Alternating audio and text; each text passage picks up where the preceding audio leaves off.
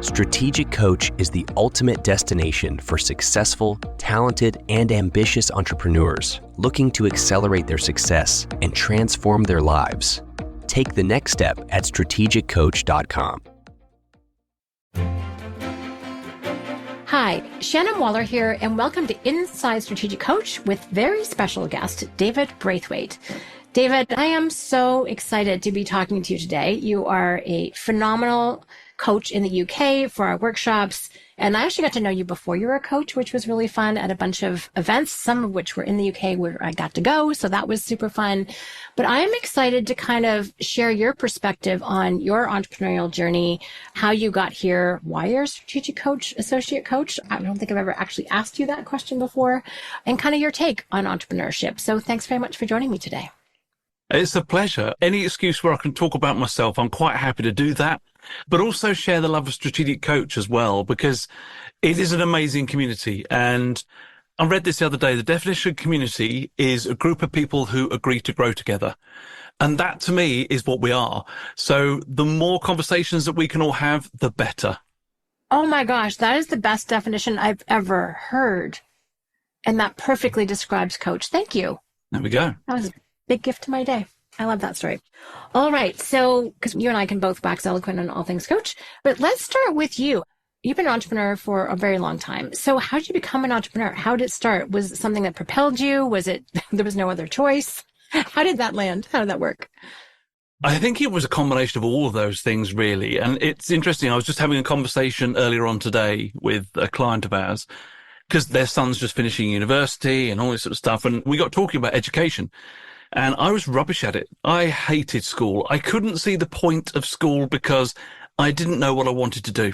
And when you're a young boy, young girl, often when you're that small, when I grow, I want to be, it's the whole thing, isn't it? And I think originally we all want to be superheroes, I want to be Superman or a pilot or a racing driver. And the older and older that we get, the more you get told, no, you can't. And it almost gets not beaten out of you, but you start seeing the world for what it is, which is you got to fight, Mm. So I was never that intelligent at school enough to see the point of why I was sitting these exams because I didn't know what I wanted to do. Yeah. So I did the exams, but at the same time, I was more interested in earning money for myself. So at one point I think it was 4 different jobs while I was at school. So I had a paper round. My grandfather used to buy secondhand cars and I used to help him do them up and sell them and split the profits. I sold posters from a sports shop to people at my school, and I worked in a local electrical retailers and in a kitchen. All right. All different times, but a lot of them were at the same time. I love the thought of actually going out there and trading my time and expertise for money. And that was where it was. And my grandfather was described, I suppose, here in the UK, we call it a wheeler dealer. Mm-hmm. He could turn his hand to anything and make it into gold. And a little bit of that, I think, is rubbed off on me. So I was at school, got a couple of jobs and went down the employed route, and that was fine. Until one day I was working in a bank and I was sitting there in this bank and there was another bank who was a competitor of ours, dead opposite where I was. Mm. And we're talking about sort of 10, 12 feet away from my front window was their front window. So looking at me at the window was all their posters for the interest rates that they had for their savings accounts or their mortgage borrowing rates or their loan rates, all these different things. Now, there were times, Shannon, when I was there looking at them going, yeah, we're better than you. But there were lots of times when I looked at their rates and thought, what I really want to do is tell the customer in front of me, you know what, cross the road and you can get a better deal over there. But of course you can't do that because you're representing the institute that you work for. So I thought, how can I do this where I can actually just tell people what I want to do? And if I was them, what would I do? So that was where it all started. So it was a leap of faith. I set up in 1994 in October and became a self-employed financial advisor and 0 clients. I didn't want to approach friends and family because that's traditionally what everybody does. Mm-hmm. Because I thought, eventually you're going to run out of friends and you're going to run out of family, right? So the real work's got to start. And they're only doing something with you because they're trying to, quote, help you. Mm-hmm. But actually it wasn't help. So I had just used the friends and family and said, look, pass my name on. And that was where it all started. Mm-hmm. I've been doing that ever since and grown the business to where we are at now, but also got a couple of other side businesses as well that are related.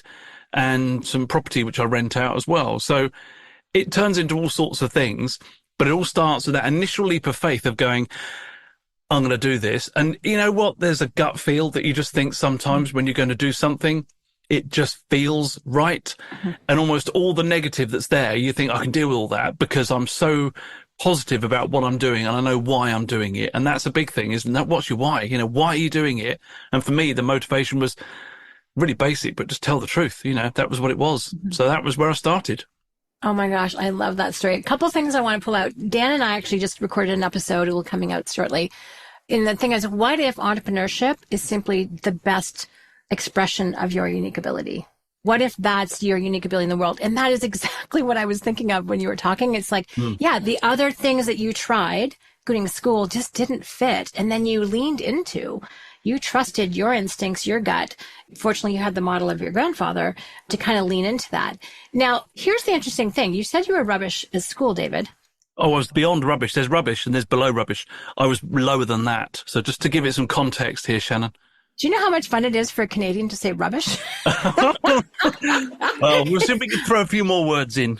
I think I want to adopt it as a UK expression. But to become a financial advisor, there's some more hoops to jump through. And if I recall, you weren't exactly rubbish at those. Can you talk about that? Yeah, I mean, we have to sit exams and qualifications and stuff to do what it is that we do. But it wasn't so much, yes, it's about telling the truth, but it wasn't so much that I thought I want to be a financial planner. It was, I want to tell people the truth and then get paid for it. And oh, by the way, I'm a financial planner. Yeah. And I think now that what I enjoy is the thrill of growing something. It just happens to be in financial planning. So I'm an entrepreneur, really, but I just happen to have an expertise in financial planning. I've also got other couple of businesses which are linked, and I get just as much joy out of seeing them do something great with the people. And it is all about the people. I love the fact that we are very privileged that I get to sit down with clients and talk to them. They tell me all of their secrets and everything about their dreams and hopes and ambitions, good news, bad news. You're there through all of them. That's a really privileged place to actually be from my point of view. And yes, there's products, but no one cares about the products. They just care how much you care, really. Right. And if you can get that relationship with people, you can engage with them. And that's what I enjoy, is the relationship. The products are like secondary stuff, really, to me. And I appreciate that you say, because this is a distinction we make in Coach, is that you're an entrepreneur with a specialty in, and then fill in the blank. Yeah. And it's interesting because your experience at school, you are not alone. I mean, it has nothing to do with intelligence, and it has everything to do with interest. Like, if it's not relevant, why are we doing it? I cannot tell you how many times that crossed my mind. I'm like, this is stupid. And I'm not dumb, but there's things where I didn't want to apply myself. I didn't see the point, the rest of it. And yet I think when you did see the point, because it was a means to having those honest conversations and having the privilege of hearing people's hopes and dreams and fears, that you aced all of those things. So I think your experience is not uncommon. And it might even be, gross generalization, a bit of a sign of an entrepreneur is that, like, unless it's relevant, why am I doing this? And a much higher tolerance and much more questioning about the status quo than most people have. Definitely. And I think certainly from my point of view, is that a lot of people, they leave school, and especially in the academics, you know, if they say, well, I'm going to be a chemist, so I'm going to do all the qualifications in chemistry or whatever it is that you do, and that's your thing, because that's what you're passionate about. Right. So my subject, if there was a qualification in running your business, I would have done that. It's just that I had to go through all the other stuff of learning French that I've never used ever in my life, and all the other things that you have to do because that's what school is. But they don't teach you things at school. I think they're better now, but they don't show you at school or teach you how to run a business, what is being an entrepreneur as a career path, because you don't fit a certain box. Yeah. And I think that's a shame, because there's an awful lot of people out there that could do really well at that, but maybe feel like they're pigeonholed into that's the vocation you're going to do. And if that's what people want to do, there's nothing wrong with that. But it would be interesting if you had all those things, like all the job titles that you could have. My careers thing, I did a careers where you sit in front of I think it was barely a computer when I did it, but it was a computer, and it spat out what I could do for my career. And it was bank manager, architect, or, and this is the best one, funeral director. Apparently I could have done any of those three things. But the thing is that every time anyone sat that, not test, but sat that sort of aptitude thing to find out what sort of career you might want, I bet you anything you like, entrepreneurial, running your own business would not be an outcome. And I think that's a problem because there's a whole load of people out there that could be incredible people, but they feel that they're fitting into something they ought to fit into instead of going out there and sort of spreading their wings and seeing if they fly. I love it. You've already talked about a few key aspects of entrepreneurship. So having an instinct that you can overcome the obstacles is one of them. And we talked about kind of relevance, and your interest determines how much effort you want to put into things. So if you were designing a course, David, in terms of mindsets or how to think about being an entrepreneur, rather than adding that as a potential role title, what are some of the things that you have learned in your, 30 years of being an entrepreneur? What are some of the essential mindsets or skills? What do you see from that perspective? Risk. A lot of people don't take enough risk in what they do. Sometimes you might fail when you do things, and it's the fear of failure, especially when you're running your own business, because people on the outside are maybe judging you. My parents, up until fairly recently, used to still say to me, "Oh, it's working out okay then, you're having your own business, is it?" It's like, well, I've been doing it 20 years and it's doing okay so far, right? But their mindset was different because they were not that risk aware, maybe. Yeah. And that was fine because they did what they did and they were really successful at their roles. But because I wasn't quite in that mold that they were in. Yeah. So I think with a lot of entrepreneurs, it's about risk. It's about teaching you that actually, it's going to go right a lot more than it's going to go wrong. Right. But a lot of the great things that we do come around because at some point it feels like we've stepped off a cliff and trying something. And you've got to be able to face that fear of potential failure and go, actually, you know what? I'm going to pick myself up and dust myself off and carry on. But around us, the world, a lot of it is telling us that we can't do it. You can't. And entrepreneurs, we can. And that's the thing. And we can make a fundamental difference out there in the world. I love it. And you talked earlier about how the really important thing for you is around the people, right? So it's the impact. And your bank story is really illustrative. It's like, yeah, actually, you should be going over there, right? And it's interesting. So that being free to be able to connect with people genuinely, give them valid information, not having to toe a party line, so to speak. So tell me more about that, because I think that sounds like some of the joy of being an entrepreneur for you, is the ability to have those real, genuine conversations that can have an impact.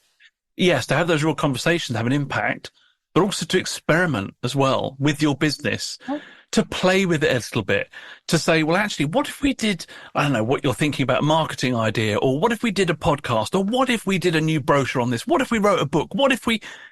How do you know?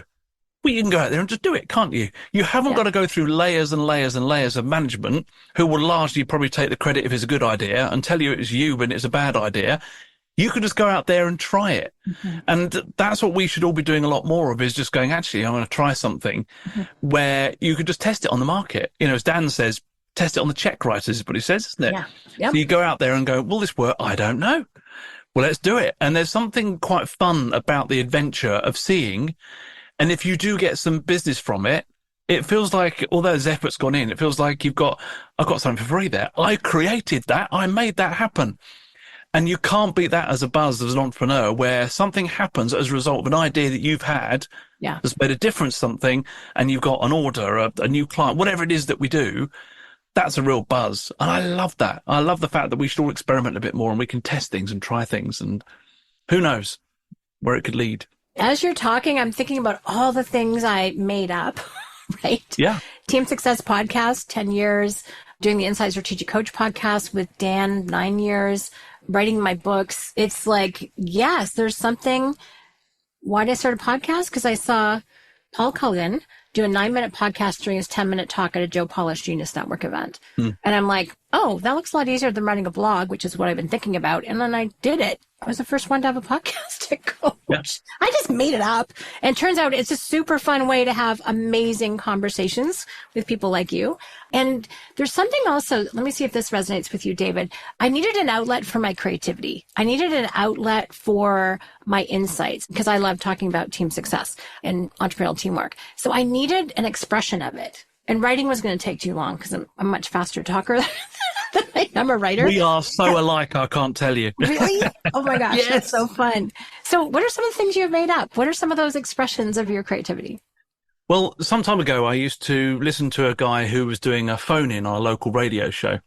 and it was a financial advisor who used to go on there, and it was fairly early in my career, around about the year 2000. And I used to listen to this slot every week because I'd learn things. It was like, oh, that's a really interesting way of saying that. I could use that with a client because I was still learning.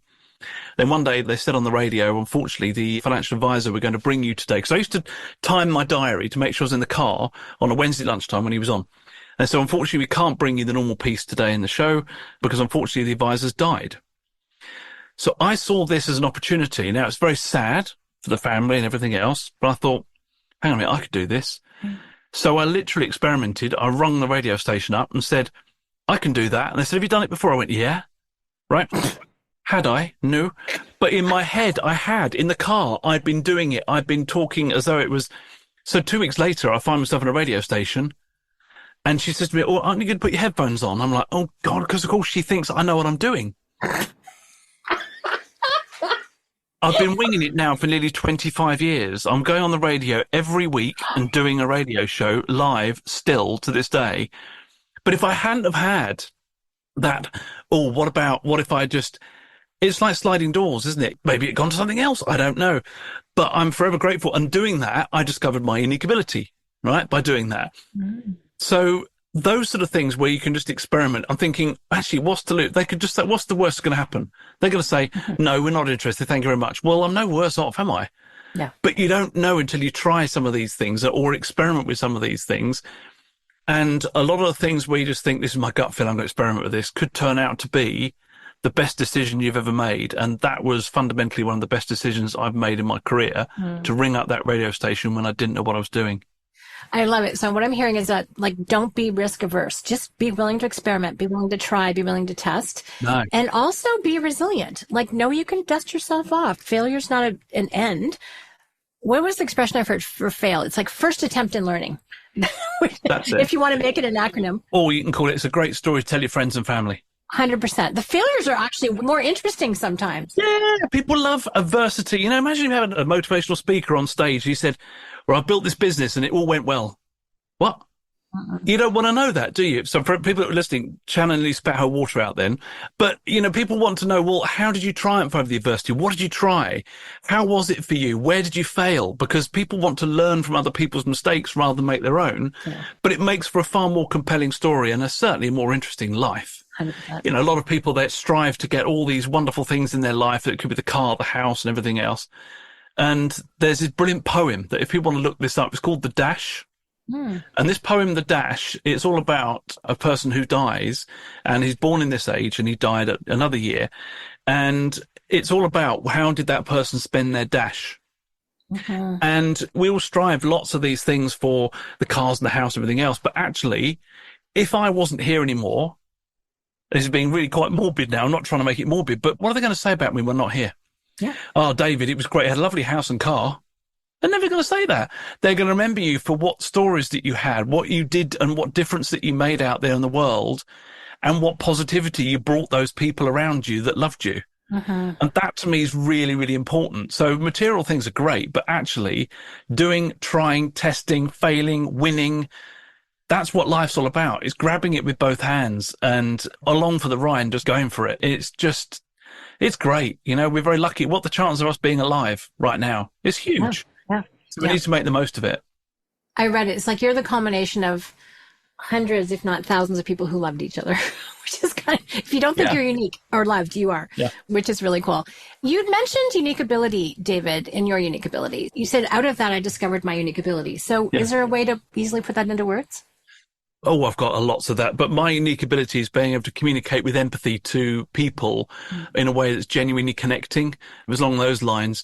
So by doing the radio work, I have to put complex things into simple words, but also make it kind of fun. And I do the same with clients, you know, so it's doing what I love. And if I go on and doing like recording this with you today, doing radio, doing a conference speech, anything I do like that, time flies. I am just loving life. So if you're in your unique ability, you will never look at your watch. Oh, what a good line. It's so true. You don't look at your watch, do you? But if you're doing something tedious or something you're incompetent at, it sits on your to-do pile. drags, doesn't it? Oh, what can I do? Excuse-itis happens when you're doing something incompetent as well. It's I just... love it. Yeah. Yeah, and you procrastinate because you hate it. Yeah. And anything else looks like more fun, like cleaning out the closet or your desk. Yeah. Yeah, I mean, when I was a kid again, I remember when you had homework to do, suddenly you had the tidiest bedroom, didn't you? 100%. It's still work, right? I'm still doing something. I'm tidying my room. Mum, I've tidied my room. I can't really tell you off for that. But your homework's rubbish, but... Yeah, exactly. Hey. So tell us the journey to strategic coach, because if you're listening and aren't aware, every single one of our coaches are clients first. And still, actually. So, David, how did you find Coach, or how did Coach find you? And what made you decide to jump into the community, as you talked about? So I first discovered Strategic Coach when I was at a conference in the States for financial planners. And I think it was in Chicago or New Orleans. Anyway, there was a stand there with Strategic Coach. And I'd heard of Strategic Coach because a friend of mine who was another advisor used to fly over to Toronto to be coached by Dan. He's still in the program now. And I remember you fly there for a day. Are you crazy? And I was like, I couldn't. And at the time, the cost of doing that was just like crazy. I'm thinking, this is just another planet. This is way off for me. But you know what? People raise your idea of normal, or you think, well, actually, that's what he's doing. So I picked up some information about Strategic Coach at this event because I'd heard of them from this chat. I have still got it here somewhere. It's a cassette tape of Dan. Okay, someone found the cassette tape. A client who's been around for a long time handed Babs a pile, and I picked out the one that you're talking about. I'm like, this is the one I used to send out to people. Yep. It was amazing. I know exactly the one. It was in like a blister pack, like you would get a VCR thing. It came in something like that, mounted in there. So I remember I had that, and at the time it was so far off my radar in terms of where the business was at and the cost and everything else. And it was always there, and I came along to a couple of taster workshops. It was like, I don't know what to do. And then something changed in my personal life when I realized that so many things that you hear when you're at the taster workshops about people being present, and actually, is it a business that you've got or is it a job? And for me, I recognized a lot in that because I started off my journey as an entrepreneur with full of excitement, and it was like, oh, this is the best thing ever. And you do everything in your business because it's just you, and there's kind of fun about it, and it grows, which is good. But with the growth becomes complexity, and you start getting bogged down in more stuff. So you realize that you've got to and my solution to that was working a lot. So I used to work evenings, weekends, everything, just to try and stand still. But then to actually build your business or to be more successful, the solution there's only 24 hours in a day, and you still need to sleep and everything. So I was getting frustrated, and the life change for me was that when we were expecting our son, who's now going to be 15 this year, and I recognized that I didn't want to be one of these people that when I came home, he said to Claire, well, who's that strange man that comes around our house every now and again? Which was me, I wanted to be the dad that was at the sports days, at everything that he could possibly do and be there. But I had to completely reinvent or break something. So that's what I needed to do. It was like, I can't carry on this treadmill that's getting faster and faster. It's going to spit me out the back. Also, I recognize as well as a financial advisor, one of the things that I advise on is retirement planning. I was the financial advisor that was paying the most amount into his pension. The reason for that wasn't because I wanted to be really good with my financial planning. It was because I was trying to build an escape plan as quickly as I possibly could. I needed to get out of this. Yeah. So I've got to go. And it was just, I had mental health issues, all sorts of things. And then with someone coming along, it's like, something's got to shift. Went along to a taster workshop in London. And it was one of those things. I thought, I keep looking at this. I keep looking at it. I'm either going to do it or ignore it. So I thought, I'm going to try it. So I signed up, and I'll be honest with you, I thought, I'll give it a year. I'll give it a year. I'm only doing this for a year. That's all I want to do. I want to get all this stuff in place so that I'm there for when my son was born. I did one workshop, had to miss workshop 2 because that was the day he was born. Ooh. So that was the timing, and made up the workshop, and then have been going ever since, because what you find is you're in a room full of people who are just like you, feeling just the same as you, to a degree frustrated, or they want to grow. They recognize that they need something just to shift their gear from where they are. And that's what I found. So as a result of joining Strategic Coach, I haven't missed a sports day, haven't been away for anything. and I got a great relationship with my son. And that to me is priceless. Yes, it's about growing a business. That's happened anyway, but that's almost a byproduct. The main reason was to keep the family together, being truthful. And that's why I did it. That's amazing. I was thinking window shopping when you were talking about checking it out and hearing about it and all the things. Yeah. And then finally, when you had a powerful enough why or motivation, you're like, okay, something's got to shift. And you already knew you were on that treadmill, and it was like how you said, spit you at the back, because we've all seen pictures of that, and something had to change. So that's powerful. And you were flying over to Toronto, and you still do. I still go to Toronto, yeah, but there was workshops started in London. Right, we did then. Yeah, so I was able to go to a workshop in London. I remember actually going up to the coach, who's still a coach of ours, and saying to him, look, if I join this is what's going on in my world at the moment. Is it going to help me or hinder me? Because I don't want any more on my plate. And he said, no, it will definitely help you. I said, why? And he said, here's how. And it did. It did everything that was promised and more. And I wished I'd joined sooner, because what I found was that it was almost to the point where something's got to shift. The decision was much of panic. Rather, I'd wished that I'd had perhaps a less complicated business and a less complicated mindset, because I would have probably implemented things better and faster, and maybe been ahead of where I am now. But everything happens for a reason. You know, I am where I am. I joined when I did, and I don't regret it. But you just think, I wonder where I would have been if. But you know, that's okay. I can't deal with it anymore. It's all good. I'm here. That's the main thing. Dan wishes he started Strategic Coach when he was 6. So you're not alone in that one. Yeah, it's always like, what could have happened? But it's important not to put yourself into the gap as we talk about it. No, not at all. And I'm eternally grateful, for you, the team there, and also it's the people, as I mentioned at the beginning, the community. That is so incredibly powerful to know that you've got a whole resource of people that want to help and freely to do so and are happy to share, because actually we're all in the same thing together. And it's just immensely powerful. It's that community of people is just absolutely staggering. It's a very generous community. Oh, yeah. When you're part of Coach, it's like the amount of support, help, encouragement, sometimes like, yeah, don't do that. I always called it when I went, I still go to my workshops, positive peer pressure. Yeah. Because they're going to remember what I said I was going to do. Like, hey, Shan, how'd it go? And I'm like, I did it or I didn't. But I had people invested in my success. Yeah. I cannot tell you how many times people have kept me on the right path or from going on the wrong path. And then I get to do the same for others. And it's so cool to be in a place where you can just be so open-hearted. Yeah. I think that's one of the things I love about Coach. Yeah. And the people in the room all, I would say, share with enthusiasm. It isn't, I have to sort of, can you help me? It's like, I can help with that. I can do this with you or for you. I could help. It's that. You don't get that in any other place. Otherwise you're like a little island on your own fighting your battles. And actually, why do that? You need the help that you can get. And I would say, building a proper business. We've got a business now that's way more valuable because we've got so much stuff sorted out now that we didn't have, but also elevating myself by being around people that are successful. The balcony people, I call them, not the basement people. Be around the balcony people because they'll raise you to their level and help you instead of trying to kick you down and push you down because, we're competing. It's like, there's no competition. There's no competition at all. It's just a good place to be. Oh, that's so true, David, and such a great way of putting it. So you're a client and then you became a coach. So that's another jump. So tell us about that. How did that happen? So I got a call, and this is strange actually, because one of the things that we do in Strategic Coach is we look ahead a lot about planning for the future. And one of the things I wrote down in one of my very early years when I was a coach client was about where I wanted to be into the future. And I wrote down a coach, but I didn't think for one moment it would be for Strategic Coach. I just thought I could start an academy or something where we can help train people and make people, better versions of themselves, including me.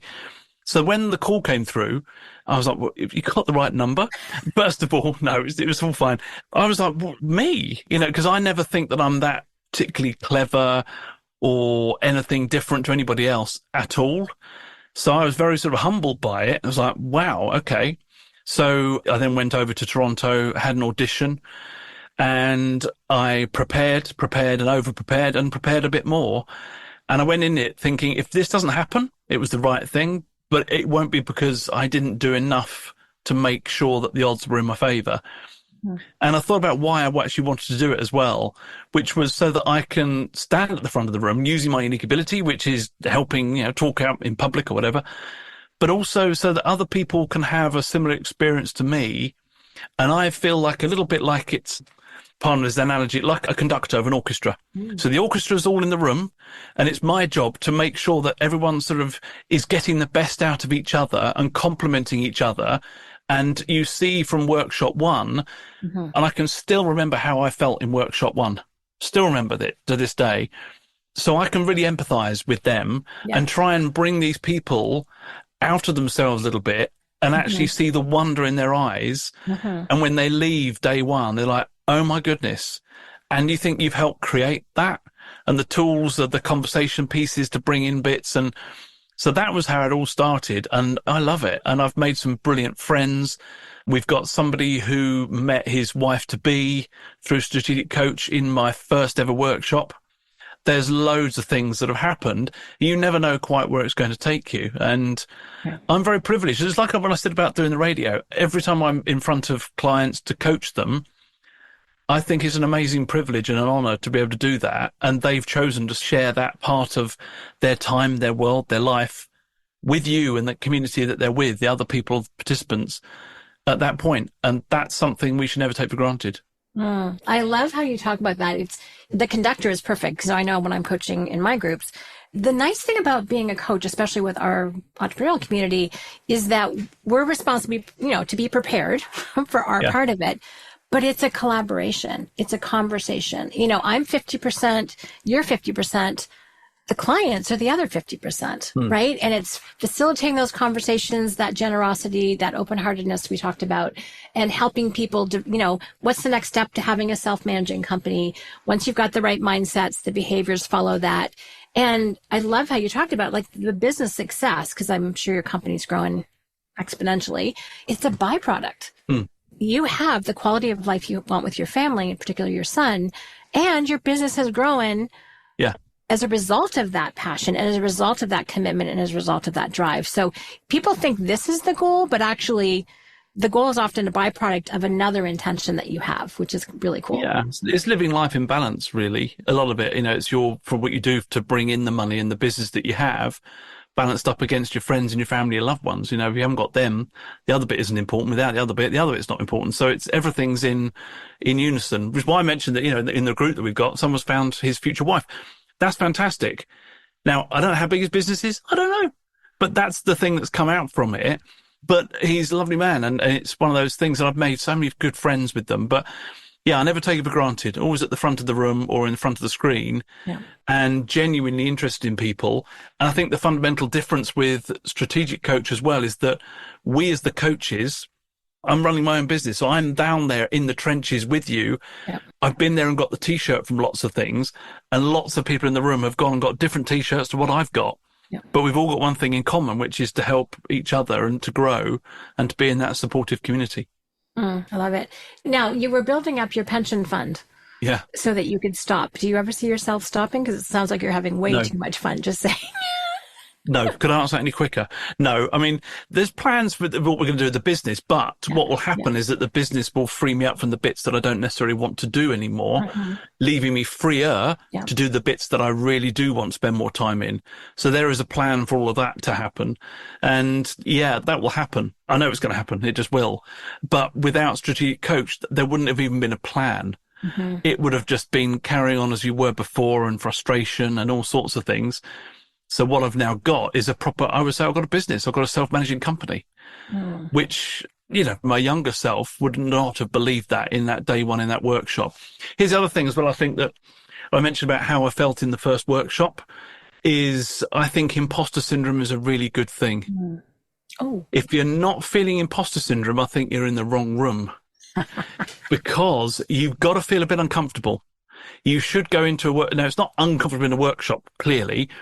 But I went in there thinking all these people are far better than I am. I'm not worthy to be here, blah, blah, blah, blah, blah.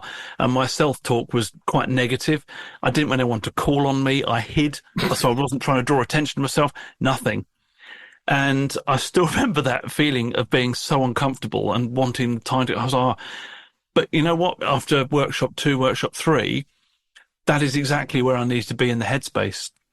Because if I felt confident and really happy to be there, am I going to learn? I don't know. I wouldn't have learned so much. I wouldn't have listened as hard, but I certainly feel like that. And when I jumped to the 10 times program, I felt the same thing. My first workshop with Dan Sullivan, I'm thinking, what am I doing in this room? And I got really scared. It's just Dan, right? And you were probably there and other people. But to me, I felt scared. But I knew then I was in the right room again. Because I felt that, Yeah. Being willing to be uncomfortable, and it makes me think of our 4 C's growth process, right? So you made the commitment and then you immediately enter the courage phase, which feels crappy. Yep. That is the other word, but I like calling it courage because it brands it in a much more positive way.